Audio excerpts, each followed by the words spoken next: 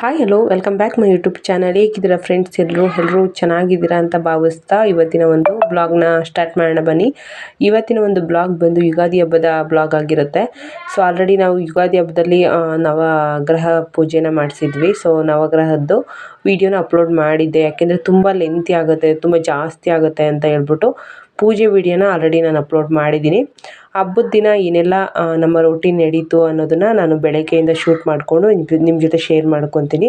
So ವಿಡಿಯೋನ ಎಲ್ಲೂ skip ಮಾಡೋಕ್ಕೆ ಹೋಗ್ಬೇಡಿ, ಕಂಪ್ಲೀಟಾಗಿ ನೋಡಿ. ಹಾಗೆ ವಿಡಿಯೋ ಇಷ್ಟ ಆದರೆ ಒಂದು ಲೈಕ್ ಮಾಡಿ. ಹಾಗೆ ಇನ್ನೂ ಯಾರೆಲ್ಲ ನನ್ನ ಚಾನಲ್ಗೆ ಸಬ್ಸ್ಕ್ರೈಬ್ ಮಾಡಿಲ್ಲ ಸಬ್ಸ್ಕ್ರೈಬ್ ಮಾಡ್ಕೊಳ್ಳಿ. ನೋಡಿ, ಬೆಳಗ್ಗೆ ಬೇಗ ಎದ್ದು ಎಲ್ಲ ಕೆಲಸ ಮುಗಿಸ್ಕೊಂಡು ಫಸ್ಟು ಬಾಗಿಲಿಗೆ ರಂಗೋಲಿ ಹಾಕ್ತಾಯಿದ್ದೀನಿ. ಏನಿಲ್ಲ, ಒಂದು 2 ಅವರ್ ಇರುತ್ತೆ. 2 ಅವರ್ ಆದಮೇಲೆ ಈ ರಂಗೋಲಿ ನೋಡಬೇಕು ಯಾವ ಥರ ಆಗಿರುತ್ತೆ ಅಂತ. ಆದರೆ ಹಬ್ಬದ ದಿನ ಹಾಕ್ಬೇಕನ್ನೋದು ಏನೋ ಒಂಥರ ಇಂಟ್ರೆಸ್ಟು, ಒಂದು ಇಷ್ಟ ಆಗುತ್ತೆ. ಸೊ ಹಾಗಾಗಿ ಹಬ್ಬದ ದಿನ ಹಾಕಲೇಬೇಕು. ಅದು ಕಲರ್ ತುಂಬ್ತಾಯಿದ್ರೆ ಕಲರ್ಫುಲ್ಲಾಗಿ ಕಾಣಿಸ್ತಾ ಇರುತ್ತೆ ರಂಗೋಲಿ. ಒಂದು ಸಿಂಪಲ್ ಆಗಿರೋ ಒಂದು ಚಿಕ್ಕ ರಂಗೋಲಿನೇ ಬಿಟ್ಟಿದ್ದೀನಿ. ರೋಡ್ಗೆ ಮತ್ತು ವೆಹಿಕಲೆಲ್ಲ ಬರ್ತಾ ಇರುತ್ತೆ. ಏನಿಲ್ಲ, ಒಂದು 2-3 ಅವರ್ ಚೆನ್ನಾಗಿರುತ್ತೆ. ಆಮೇಲೆ ಒಂದು ಸೈಡ್ ರಂಗೋಲಿ ಹೋಗ್ಬಿಡುತ್ತೆ. ಆಮೇಲೆ ನೋಡೋಕೆ ಅಷ್ಟು ಚೆನ್ನಾಗಿ ಕಾಣೋದಿಲ್ಲ. ನೋಡಿ, ಬಾಗಿಲೆಲ್ಲ ತೊಳೆದಿದ್ದೀನಿ, ಎಲ್ಲ ರಂಗೋಲಿ ಎಲ್ಲ ಹಾಕಾಯಿತು. ನೋಡಿ, ಇಲ್ಲೂ ಕೂಡ ಬಣ್ಣ ತುಂಬಿದ್ಮೇಲೆ ಇನ್ನೊಂದು ಸಲ ರಂಗೋಲಿ ಬಿಟ್ಬಿಡ್ತೀನಿ. ಹಾಗೆ ಸೈಡ್ಗೆ ರಂಗೋಲಿನ ಬಿಟ್ಟು ಈ ಬಣ್ಣ ತುಂಬಿ ರಂಗೋಲಿ ಬಿಡೋದು ಸ್ವಲ್ಪ ಲೇಟ್ ಆಗೋಯಿತು. ಒಂದು ಅರ್ಧ ಗಂಟೆ ಮೇಲೇ ಆಗೋಯಿತು ಟೈಮು.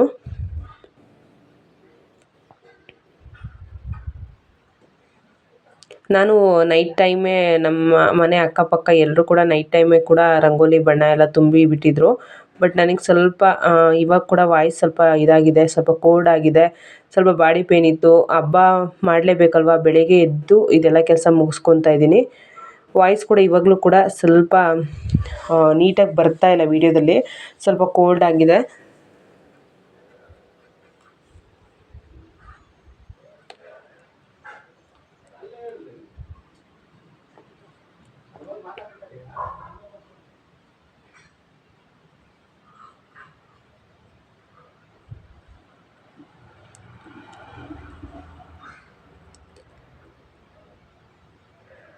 ಬೆಳಿಗ್ಗೆನೇ ಹಬ್ಬ ಮಾಡೋದಿಲ್ಲ. ಫಸ್ಟು ಬೆಳಗ್ಗೆ ಟಿಫನ್ ಮುಗಿಸಿ ಆಮೇಲೆಲ್ಲ ಪೂಜೆ ಎಲ್ಲದನ್ನೂ ರೆಡಿ ಮಾಡ್ಕೋಬೇಕು. ಪೂಜೆ ಮಾಡೋದು ಸ್ವಲ್ಪ ಲೇಟಾಗಿ ಬರ್ತೀನಿ ಅಂತ ಹೇಳಿದ್ರು ಮನೆಯವರು. ಅದಕ್ಕೆ ಟಿಫನ್ ಮುಗಿಸಿ ಎಲ್ಲ ಕ್ಲೀನ್ ಮಾಡ್ಕೋ, ಬೇಗ ಆಗುತ್ತೆ ಅಂತ ಹೇಳಿದ್ರು. ಈಗ ನೋಡಿ, ತೋರಣ ಎಲ್ಲ ಕಟ್ಟಾಗಿದೆ. ಬೆಳಗ್ಗೆ ಬಂದು ಟಿಫನ್ ಮಾಡಿದ್ದೆ, ಮೊಸರು ಬಜ್ಜಿ ಮತ್ತು ಪಲಾವ್ ಮಾಡಿದ್ದೆ. ಮನೆಯಲ್ಲೆಲ್ಲರೂ ತಿಂದ್ಕೊಂಡು ನಾನು ಕೂಡ ತಿಂದು ಪಾಪುಗೆ ಸ್ವಲ್ಪ ಎಣ್ಣೆನ ಹಚ್ಚಿದೆ. ಹೊಸ ವರ್ಷ ಅಲ್ವಾ, ಸೊ ಅದಕ್ಕೆ ಹರಳೆಣ್ಣೆನ ಕಾಯ್ಲಿಕ್ಕೆ ಇಟ್ಟಿದ್ದೀನಿ. ಕೊಬ್ಬರಿ ಎಣ್ಣೆನೂ ಹಚ್ಬೋದು, ಹರಳೆಣ್ಣೆ ಯಾವುದಾದ್ರೂ ಹಚ್ಬೋದು, ನಮಗೆ ಯಾವುದಾಗುತ್ತೆ ಅದು. ಪಾಪು ಒಬ್ಬ ಹಚ್ಕೊತಾನಷ್ಟೇ. ಅವನಿಗೆ ಹಚ್ಚಿದೆ, ಬಟ್ ಅವ್ನು ವೀಡಿಯೋ ಮಾಡೋಕ್ಕೆ ಬಿಟ್ಟಿಲ್ಲ. ಸೊ ಹಾಗಾಗಿ ಹಚ್ಬಿಟ್ಟು ಅವನು ಸ್ನಾನ ಮಾಡಿಸಿ ನಾನು ಕೂಡ ಸ್ನಾನ ಮಾಡಿಬಿಟ್ಟು ಅಷ್ಟೊತ್ತಿಗೆ ಐನಾರು ಕೂಡ ಬಂದರು. ಅವ್ರಿಗೆ ಧಾನ್ಯದ ಕಾಳೆಲ್ಲ ರೆಡಿ ಮಾಡಬೇಕಿತ್ತು. ಎಲ್ಲ ರೆಡಿ ಮಾಡಿ ಆಲ್ರೆಡಿ ನಾನು ಇಟ್ಟಿದ್ದೆ. ಹರಳೆಣ್ಣೆ ಕೆಲವೊಬ್ಬರು ಹಚ್ಚೋದಿಲ್ಲ, ಸ್ವಲ್ಪ ಕೋಲ್ಡಾಗುತ್ತೆ ಅಂತ ಹೇಳ್ಬಿಟ್ಟು ಕೊಬ್ಬರಿ ಎಣ್ಣೆ ಹಚ್ಚಿದ್ರೆ ನಡೆಯುತ್ತೆ. ಬಟ್ ನಾನು ಸ್ನಾನ ಮಾಡ್ಕೊಂಬಂದೆ, ತುಂಬ ಕೋಲ್ಡಾಗಿದೆ. ಸೊ ಕಣ್ಣೆಲ್ಲ ತುಂಬ ಉರಿತಾ ಇತ್ತು. ಆದರೂ ಕೂಡ ಹಬ್ಬ ಅಲ್ವಾ, ಮಾಡಲೇಬೇಕು, ಬೇರೆ ದಾರಿ ಇಲ್ಲ. ನೋಡಿ, ಬಂದರು, ಪೂಜೆಗೆಲ್ಲ ರೆಡಿ ಮಾಡಿ ರಂಗೋಲಿ ಎಲ್ಲ ಹಾಕ್ಬಿಟ್ಟು ರೆಡಿ ಮಾಡಿ ಧಾನ್ಯಗಳನ್ನೆಲ್ಲ ಇಟ್ಟಿದ್ದೀವಿ. ಇದು ಆಲ್ರೆಡಿ ನಾನು ವೀಡಿಯೋ ಅಪ್ಲೋಡ್ ಮಾಡಿದ್ದೀನಿ. ಇದರಲ್ಲೇನು ಅಷ್ಟು ವೀಡಿಯೋದಾಗಲಿ ಪೂಜೆದಾಗಲಿ ವೀಡಿಯೋನ ಜಾಸ್ತಿ ಹಾಕಿಲ್ಲ, ಒಂದು ಸಣ್ಣ ಕ್ಲಿಪ್ಪಿಂಗ್ ಹಾಕಿದ್ದೀನಿ ಅಷ್ಟೇ.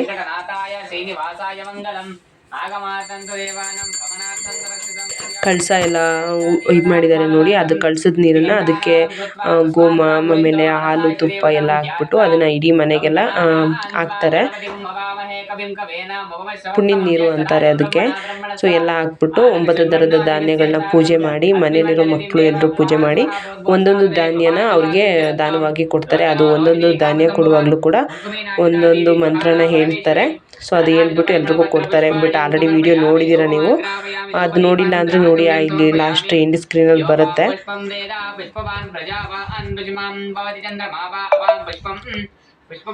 ನನಗೆ ಈಗ ಒಂದು 2-3 ವರ್ಷದಿಂದ ನನಗೆ ಪೂಜೆ ಮಾಡೋ ಅವಕಾಶನೇ ಸಿಕ್ಕಿದ್ದಿಲ್ಲ.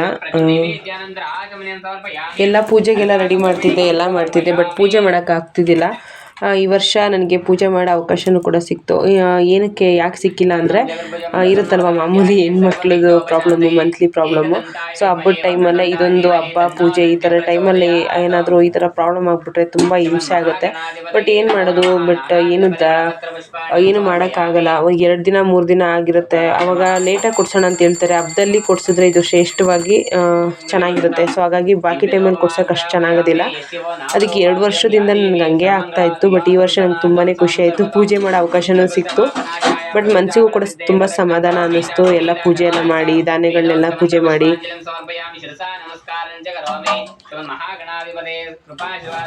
ಎಷ್ಟು ಕೆಲಸ ಇತ್ತು ಅಂದರೆ ತುಂಬ ಕೆಲಸ ಇತ್ತು. ಪೂಜೆ ಮಾಡುವಾಗಲೂ ಕೂಡ ಸ್ಯಾರಿ ಉಟ್ಕೊಳಕ್ಕಾಗಲಿಲ್ಲ, ಅಷ್ಟು ಬ್ಯುಸಿ ಇತ್ತು. ಒಬ್ಬಳೇ ಕೆಲಸ ಮಾಡ್ಕೊಳೋದು ಎಲ್ಲ ಮ್ಯಾನೇಜ್ ಮಾಡೋದು ತುಂಬ ಕಷ್ಟ. ಸೊ ಹಾಗಾಗಿ ಡ್ರೆಸ್ಸಲ್ಲೇ ಪೂಜೆ ಮಾಡಿಬಿಟ್ಟೆ ನಾನು. ಹಾಗೇನೆ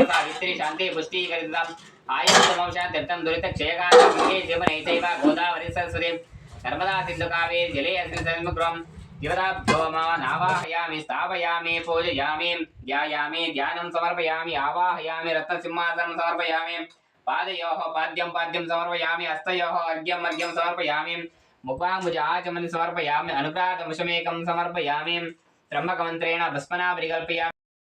ಎಲ್ಲ ಪೂಜೆ ಎಲ್ಲ ಆದಮೇಲೆ ಸೊ ಮನೇಲಿರೋ ದೇವ್ರನ್ನು ಕೂಡ ಪೂಜೆ ಮಾಡಿದ್ರು ಹಸ್ಬೆಂಡು. ಸೊ ಆಮೇಲೆ ನಾನು ಬಂದು ಅಡುಗೆಗೆಲ್ಲ ರೆಡಿ ಮಾಡಿಕೊಂಡೆ. ನೋಡಿ, ಬೇಳೆನ ಬೇಯಲಿಕ್ಕೆ ಹಾಕಿದ್ದೀನಿ ಒಬ್ಬಟ್ಟು ಮಾಡೋದಕ್ಕೆ. ಆಲ್ರೆಡಿ ಕುಕ್ಕರಲ್ಲೇನು ಬೇಯಿಸ್ಕೊಳೋದಿಲ್ಲ ನಾನು, ಆಲ್ಮೋಸ್ಟ್ ಅಲ್ಲಿ ಓಪನ್ ಪಾತ್ರೆಯಲ್ಲೇ ನಾನು ಬೇಯಿಸ್ಕೊಳ್ಳೋದು. ಇವಾಗ ಕಡಲೆಬೇಳೆ ಮತ್ತು ತೊಗರಿಬೇಳೆ ಹಾಕಿದ್ದೀನಿ. ಎಲ್ಲ ಹಾಕ್ಬಿಟ್ಟು ಪಲ್ಯನೂ ಕೂಡ ರೆಡಿ ಆಯಿತು ಆಲ್ರೆಡಿ. ತರಕಾರಿ ಎಲ್ಲ ಹೆಚ್ಚಿ ಒಗ್ಗರಣೆ ಹಾಕಿ ಬೇಯ್ತಾ ಇದೆ ಪಲ್ಯ ಕೂಡ. ನೆಕ್ಸ್ಟ್ ಸಾಂಬಾರು, ರೈಸು, ಹಾಗೆಯೇ ಒಬ್ಬಟ್ಟು, ಕರಿಗಡುಬು ಇದಿಷ್ಟು ಮಾಡ್ಕೋಬೇಕು. ಎಲ್ಲ ಡೀಟೇಲಾಗೆಲ್ಲ ವೀಡಿಯೋ ಮಾಡೋಕ್ಕಾಗಿಲ್ಲ. ಹಬ್ಬದ ಕೆಲಸದಲ್ಲಿ ವೀಡಿಯೋ ಮಾಡೋದು ಸ್ವಲ್ಪ ಕಷ್ಟ. ರೈಸ್ ಎಲ್ಲ ರೆಡಿಯಾಗಿದೆ, ಎಲ್ಲ ಸಾಂಬಾರು ಕೂಡ ರೆಡಿಯಾಗಿದೆ. ಈಗ ಬೇಳೆ ಬೆಲ್ಲ ಎಲ್ಲ ಹಾಕ್ಸ್ಕೊಂಡು ಸ್ವಲ್ಪ ಕುದಿಸ್ಕೊಂಡು ನಾನು ಇದನ್ನು ಸ್ವಲ್ಪ ಕುದ್ಬಿಟ್ಟು ಅದು ತಣ್ಣಗಾಕ್ಬಿಟ್ಟು ನಾನು ಈಗ ಒಬ್ಬಟ್ಟಿಗೆ ಮೈದಾ ಹಿಟ್ಟನ್ನ ಕಲಸಿಡ್ತಾ ಇದ್ದೀನಿ. ಅದಕ್ಕೆ ಸ್ವಲ್ಪ ಅರಿಶಿನ ಹಾಗೆಯೇ ಸ್ವಲ್ಪ ಉಪ್ಪನ್ನ ಹಾಕ್ತಾಯಿದ್ದೀನಿ. ಸ್ವೀಟ್ ಆದರೂ ಕೂಡ ನಾವು ಸ್ವಲ್ಪ ಉಪ್ಪನ್ನ ಹಾಕಿದ್ರೆ ಚೆನ್ನಾಗಿರುತ್ತೆ ಟೇಸ್ಟು. ಸೊ ಯಾವುದಾದ್ರೂ ಸ್ವೀಟ್ ಆದರೂ ಅಷ್ಟೇ, ಒಬ್ಬಟ್ಟು ಮಾಡಲಿ ಇಲ್ಲ ಬೇರೆ ಯಾವುದಾದ್ರೂ ಆಗಲಿ, ಒಂದು ಚಿಟಿಕೆ ಉಪ್ಪನ್ನ ಆ್ಯಡ್ ಮಾಡಿದ್ರೆ ಟೇಸ್ಟ್ ಚೆನ್ನಾಗಿ ಬರುತ್ತೆ. ಸೊ ಹಾಗಾಗಿ ಈಗ ನೀಟಾಗೆ ನಾನು ಒಬ್ಬಟ್ಟಿನಕ್ಕೆ ಯಾವ ರೀತಿ ಇರಬೇಕು, ಒಬ್ಬಟ್ಟಿಗೂ ಆಗಬೇಕು ಹಾಗೆ ಕರಿಗಡುಬುಗೆ ಎರಡಕ್ಕೂ ಆಗಬೇಕು ಆ ರೀತಿ ಕಲಿಸ್ಕೊತೀನಿ. ಒಬ್ಬಟ್ಟಿಗೆ ಸ್ವಲ್ಪ ತೆಳುವಾಗಿರಬೇಕಾಗತ್ತೆ, ಚಪಾತಿ ಹಿಟ್ಟಿಗಿಂತ ತೆಳುವಾಗಿರಬೇಕು, ಇಲ್ಲಾಂದರೆ ನಮಗೆ ಒಬ್ಬಟ್ಟು ಅಷ್ಟು ಚೆನ್ನಾಗಿ ಬರೋದಿಲ್ಲ.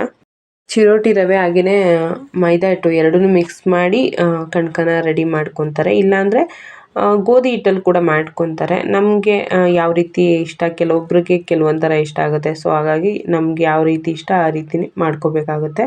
ನಾನು ಆಲ್ಮೋಸ್ಟ್ ಅಲ್ಲಿ ಒಬ್ಬಟ್ಟು ಮಾಡಿದ್ರೆ ಬೇಳೆ ಒಬ್ಬಟ್ಟಿಗೆ ಮಾತ್ರ ಮೈದಾ ಹಿಟ್ಟನ್ನೇ ಆ್ಯಡ್ ಮಾಡ್ತೀನಿ, ಯಾಕೆಂದರೆ ಟೇಸ್ಟ್ ಚೆನ್ನಾಗಿ ಬರುತ್ತೆ. ಈಗ ಮೈದಾ ಹಿಟ್ಟನ್ನ ಎಲ್ಲ ಕಲಸಿಟ್ಬಿಟ್ಟು ನೋಡಿ, ಇದು ಒಂದು 1/2 hour ರೆಸ್ಟಲ್ಲಿ ಇರುತ್ತೆ. ಯಾಕೆಂದರೆ ನಾವಿನ್ನು ಬೇಳೆ ಎಲ್ಲ ರುಬ್ಕೋಬೇಕಲ್ವ, ಒಳ್ಕಲ್ಲಲ್ಲಿ ಸ್ವಲ್ಪ ಟೈಮ್ ಆಗುತ್ತೆ. ಕಲ್ಲಲ್ಲಿ ರುಬ್ಬೋದು ಸ್ವಲ್ಪ ಲೇಟ್ ಆಗುತ್ತೆ. ಮಿಕ್ಸಿಲಿ ಇಲ್ಲ ಗ್ರೈಂಡರಲ್ಲಾದರೆ ಬೇಗ ಆಗೋಗ್ಬಿಡುತ್ತೆ. ನನಗೇನು ಎಲ್ಲ ಅಂದರೆ ಖಾರ ಸಾಂಬಾರಿಗೆ ಎಲ್ಲದಕ್ಕೂ ಅಷ್ಟೇ ನಾನು ಆಲ್ಮೋಸ್ಟ್ ಮಿಕ್ಸಿಲಿ ರುಬ್ಕೊಂಡ್ಬಿಡ್ತೀನಿ. ಬಟ್ ಒಬ್ಬಟ್ಟಿಗೆ ಮಾತ್ರ ಕಲ್ಲಲ್ಲೇ ನಾನು ರುಬ್ಬೋದು. ಅದು ಫಸ್ಟಿಂದ ಹಂಗೆ ಅಭ್ಯಾಸ ಆಗಿದೆ. ನಾನು ಮಿಕ್ಸಿಲಿ ರುಬ್ಬಿದ್ರೆ ನನಗೆ ಒಂದೊಂದು ಬೇಳೆ ಆ ಥರ ಸಿಕ್ಬಿಟ್ರೆ ಚೆನ್ನಾಗೋದಿಲ್ಲ. ಸೊ ಹಾಗಾಗಿ ನಾನು ಕಲ್ಲಲ್ಲೇ ರುಬ್ತೀನಿ. ಬಿಸಿದನ್ನೇ ಹಾಕಿ ಮಿಕ್ಸಿಲಿ ಹಾಕ್ತಾರೆ ಎಲ್ಲರೂ ಕೂಡ, ಬಟ್ ನಾನು ಯಾವಾಗಲೂ ಕಲ್ಲಲ್ಲೇ ರುಬ್ತೀನಿ. ಶ್ರಮ ಆದರೂ ಪರವಾಗಿಲ್ಲ, ಕಲ್ಲಲ್ಲೇ ರುಬ್ಬಬೇಕು ಅನ್ನೋದು ನನಗೇನೋ ಕಲ್ಲಲ್ಲಿ ರುಬ್ಬಿ ಮಾಡಿದ್ರೇ ಇಷ್ಟ. 2 ಸಲ ಆಯಿತು. ಅದನ್ನೆಲ್ಲ ನೀಟಾಗಿ ಮಿಕ್ಸ್ ಮಾಡಿಕೊಂಡು ಚೆನ್ನಾಗಿ ರುಬ್ಬಬೇಕು. ಸ್ವಲ್ಪ ಗಟ್ಟಿಯಾಗಿ ಬಂದರೆ ಬೇಳೆನ ನಾವು ಯಾವ ರೀತಿ ಬೇಯಿಸ್ಕೊತೀವೋ ಅದ್ರ ಮೇಲೆ ನಮಗೆ ಹೂರಣ ಬರುತ್ತೆ. ಯಾವ ರೀತಿ ನಾವು ಬೇಳೆನ ಬೇಯಿಸ್ಕೊಳ್ಳೋದ್ರ ಮೇಲೆ ಡಿಪೆಂಡು. ನೋಡಿ, ಒಬ್ಬಟ್ಟು ರೆಡಿ ಮಾಡ್ತಾಯಿದ್ದೀನಿ ಇವಾಗ. ಬೆಳಿಗ್ಗೆ ಎಲ್ಲ ಪೂಜೆ ಮುಗ್ದಿತ್ತಲ್ವ, ಇವಾಗ ಮತ್ತೆ ಇನ್ನೊಂದು ಸಲ ಪೂಜೆ ಮಾಡಬೇಕು. ರೈಸು ಸಾಂಬಾರು ಎಲ್ಲ ರೆಡಿ ಆಗಿದೆ. ಪಲ್ಯ ಕೋಸಂಬರಿ ಎಲ್ಲ ಕೂಡ ರೆಡಿ ಮಾಡಿದ್ದೀನಿ. ಈಗ ಒಬ್ಬಟ್ಟೆಲ್ಲ ಇಟ್ಬಿಟ್ಟು ದೇವ್ರ ಪೂಜೆ ಮಾಡಿ ನೆಕ್ಸ್ಟು ನಾನು ಮಾರನೇ ದಿನದಿಂದ ಕರಿಗಡುಬು ಮಾಡ್ತಾಯಿದ್ದೀನಿ. ಅಂದರೆ ಇದು ಯುಗಾದಿ ಹಬ್ಬದ ದಿನದ ವೀಡಿಯೋ. ಮಾರನೇ ದಿನ ಸೋಮವಾರದ ವೀಡಿಯೋನು ಕೂಡ ಇದರಲ್ಲೇ ನಾನು ಆ್ಯಡ್ ಮಾಡಿದ್ದೀನಿ. ಯಾಕೆಂದರೆ ತುಂಬ ದಿನ ಅದೇ ವಿಡಿಯೋ ಆಗೋದ್ರೆ ಸರಿಯಾಗೋದಿಲ್ಲ ಅಂತ ಹೇಳ್ಬಿಟ್ಟು ನಾನು ಮಾರನೇ ದಿನ ಕರಿಗಡುಬು ಮಾಡಿದ್ದೆ. ಒಬ್ಬಟ್ಟೆಲ್ಲ ಮಾಡಿದ್ಮೇಲೆ ಪೂಜೆ ಎಲ್ಲ ಮುಗಿಸಿ ಅವತ್ತಿನ ದಿನ ಕಂಪ್ಲೀಟ್ ಮಾಡಿದ್ವಿ. ಮತ್ತು ಯಾವುದೇ ವೀಡಿಯೋ ಶೂಟ್ ಮಾಡೋಕ್ಕಾಗಿಲ್ಲ.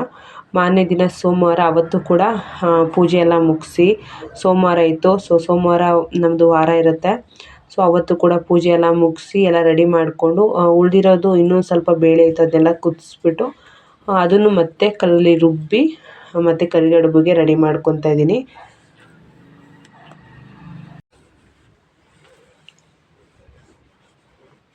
ಇದು ಕರ್ಜಿಕಾಯಿನ ಮಿಷಿನ್ ಇರುತ್ತಲ್ವ, ಅದರಲ್ಲೇ ಈ ಥರ ಹಾಕ್ಬಿಟ್ಟು ಈ ಥರ ಮುಚ್ಚಿ ಕರೆದ್ರೆ ತುಂಬ ಚೆನ್ನಾಗಿರುತ್ತೆ ಕರಿಗಡುಬು. ಒಬ್ಬಟ್ಟಿಗಿಂತಲೂ ಚೆನ್ನಾಗಿರುತ್ತೆ. ಬಿಸಿ ಬಿಸಿ ಅದು ತಿಂದರೆ ಕ್ರಿಸ್ಪಿಯಾಗಿರುತ್ತೆ, ಹಾಗೆ ಟೇಸ್ಟ್ ಕೂಡ ಚೆನ್ನಾಗಿರುತ್ತೆ. ತುಪ್ಪದಲ್ಲಿ ಕೂಡ ತಿನ್ಬೋದು, ಇಲ್ಲ ಹಾಗೆ ಕೂಡ ತಿನ್ಬೋದು, ಚೆನ್ನಾಗಿರುತ್ತೆ. ಒಬ್ಬಟ್ಟಾದರೆ ತುಪ್ಪ ಬೇಕಾಗುತ್ತಲ್ವ, ಇದಕ್ಕೆ ತುಪ್ಪ ಬೇಕಾಗೋದಿಲ್ಲ.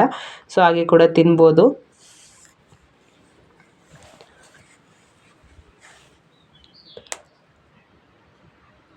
ಯುಗಾದಿ ಹಬ್ಬ ಬಂದರೆ 2 ದಿನ ಇದೇ ಕೆಲಸ ಆಗುತ್ತೆ. 2 ದಿನ ಕೂಡ ಒಂದೊಂದು ಸಲ ಒಬ್ಬಟ್ಟು ಮಾಡ್ತೀನಿ.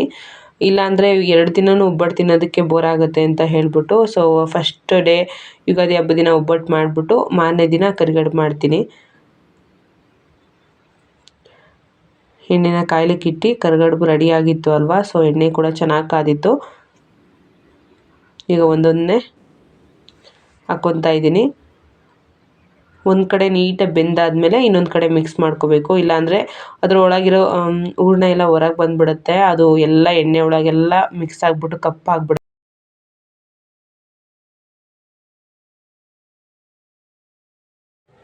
ನೋಡಿ, ಒಂದೊಂದೇ ಹಾಕ್ಕೊತಾ ಇದ್ದೀನಿ ಸೈಡಿಗೆ. ಅದು ಓಪನ್ ಆಗಬಾರ್ದು. ಓಪನ್ ಆಗಿಬಿಟ್ರೆ ಅದರೊಳಗಿರೋಂಥ ಹೂರಣ ಎಲ್ಲ ಹೊರಗೆ ಬಂದುಬಿಡುತ್ತೆ. ಆಚೆ ಬಂದರೆ ಸಾಕು, ಎಣ್ಣೆ ಎಲ್ಲ ಕಪ್ಪಾಗಿಬಿಡುತ್ತೆ. ನಾವು ಒಂದು ಕಡೆ ನೀಟಾಗಿ ಬೆಂದಮೇಲೆ ನೀಟಾಗಿ ಮಿಕ್ಸ್ ಮಾಡಿಕೊಂಡು ಎರಡೂ ಕಡೆ ಬೇಯಿಸ್ಕೋಬೇಕು. ಎರಡೂ ಕಡೆ ಒಂದು ಗೋಲ್ಡ್ ಕಲರ್ ಬರೋ ರೀತಿ ಬೇಯಿಸ್ಕೊಂಡ್ರೆ ಚೆನ್ನಾಗಿ ಕ್ರಿಸ್ಪಿಯಾಗಿರುತ್ತೆ. ಹಾಗೆ ತುಂಬ ಚೆನ್ನಾಗಿರುತ್ತೆ, ಟೇಸ್ಟಿಯಾಗಿ. ಒಬ್ಬಟ್ಟು ತಿನ್ನೋಕೆ ಇಷ್ಟ ಇಲ್ಲ ಅನ್ನೋರು ಈ ಥರ ಮಾಡ್ಕೊಂಡು ಕೂಡ ತಿನ್ಬೋದು, ಚೆನ್ನಾಗಿರುತ್ತೆ. ಜಾಸ್ತಿ ಕರ್ದಿರೋ ಐಟಮ್ ನಮ್ಗೆ ಅಷ್ಟು ಇಷ್ಟ ಆಗೋದಿಲ್ಲ, ಹೋಳ್ಗೆನೇ ಇಷ್ಟ ಅನ್ನೋರು ಹೋಳ್ಗೆ ಮಾಡ್ಕೊಬೋದು. ನನಗೆ 2 ದಿನ ಸ್ವೀಟ್ ಮಾಡೋದ್ರಿಂದ ಒಂದಿನ ಕರಿಗಡುಬು ಹಾಗೆ ಒಂದಿನ ಒಬ್ಬಟ್ಟು 2 ದಿನವೂ ಮಾಡಿಕೊಂಡೆ. ಹಾಗಾಗಿ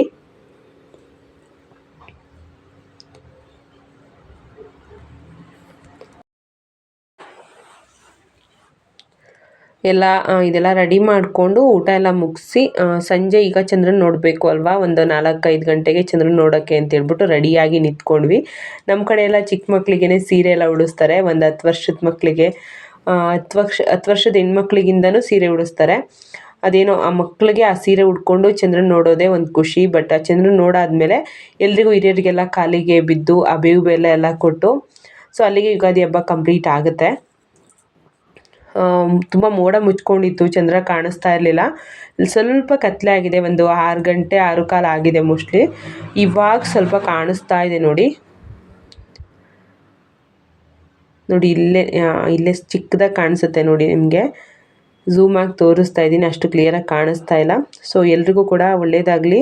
ಈ ವಿಡಿಯೋ ಯಾರಿಗೆಲ್ಲ ಇಷ್ಟ ಆಯಿತು ಒಂದು ಲೈಕ್ ಮಾಡಿ, ಹಾಗೆ ನನ್ನ ಚಾನಲ್ಗೆ ಸಬ್ಸ್ಕ್ರೈಬ್ ಮಾಡಿ.